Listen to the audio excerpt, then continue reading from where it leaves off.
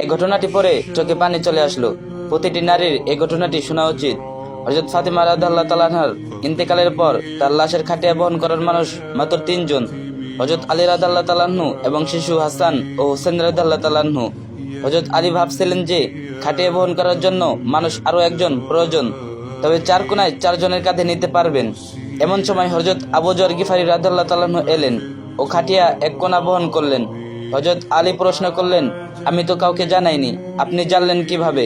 হযরত আবু যর গিফারি রাদিয়াল্লাহু তাআলা আনহু বলেন, আমি রাসূলুল্লাহ সাল্লাল্লাহু আলাইহি সাল্লামকে স্বপ্নে দেখেছি।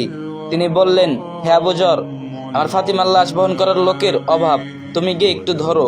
হযরত আবু যর গিফারি রাদিয়াল্লাহু তাআলা আনহু কবরের কাছে গিয়ে বললেন, হে কবর, আজ তোমার মধ্যে কে আসছে জানো? দোজাহানের বাদশাহের মেয়ে। খবরদার বেয়াদবি করিস না। কবর থেকে কোনো আওয়াজ নাই।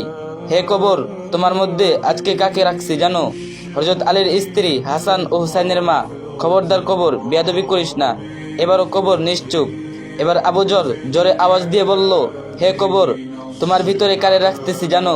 জান্নাতের সর্দারনি। খবরদার কবর, বেয়াদবি করো না। আল্লাহ কবরের জবান খুলে দিলেন। কবর বলল, আমি দোজাহানের বাদশাহের মেয়েকে চিনি না, হযরত আলীর স্ত্রীকে চিনি না, হাসান ও হুসেনের মাকেও চিনি না, জান্নাতের সর্দানিকে চিনি না। আমি শুধু চিনি ঈমান আর আমল।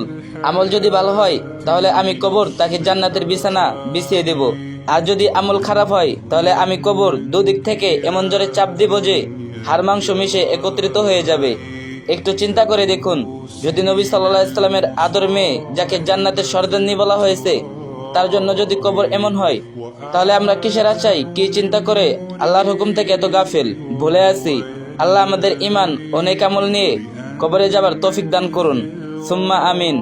আর ভিডিওটা একটা শেয়ার করে দিন, আর যে যেতে পারেন বেশি বেশি কপি লিংক করে দিন।